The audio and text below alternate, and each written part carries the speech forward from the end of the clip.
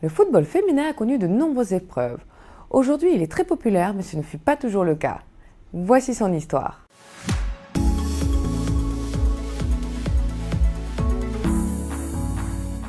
C'est en 1881, le 7 mai exactement, qu'est joué le premier match international de football féminin. Le match qui opposait l'Angleterre à l'Écosse va attirer de nombreuses critiques de la presse. En 1895, un autre match est joué opposant Londres du Nord à Londres du Sud, mais il aura fallu attendre plus de 20 ans pour que la France dispute son premier match féminin en 1917. Le 18 janvier 1918, la Fédération des sociétés féminines sportives de France voit le jour. Durant 4 ans, le Femina Sport fait la promotion du football féminin en disputant de nombreux matchs et plusieurs clubs sont fondés à la suite de ces rencontres. En décembre 1921, la Football Association interdit le football féminin sur ses terrains. Cet interdit anglais qui durera pas loin de 50 ans causera de nombreux soucis pour les filles.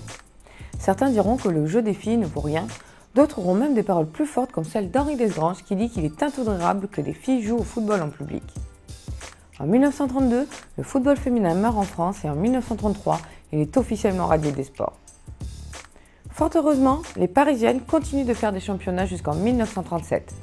Mais le pire arriva le 27 mars 1941, lorsque le gouvernement de Vichy interdit la pratique du football féminin.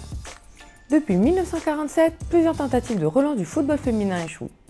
Même si de nombreux matchs sont disputés entre 47 et 51, et que le football féminin se développe en Angleterre, en Italie et en Allemagne, ce malgré leur interdiction de jouer, il faudra attendre 1968 pour que l'Italie forme la fondation du championnat national italien et 1969 pour la création d'une fédération française. Cette même année, la première édition de la Coupe d'Europe naît avec 4 pays, l'Italie, l'Angleterre, le Danemark et la France. Et l'Italie remporte le trophée avec brio.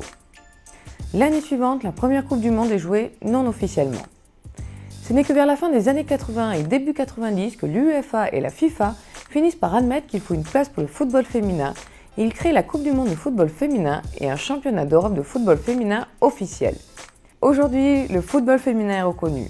On compte à fin juin 2018 environ 160 000 joueuses.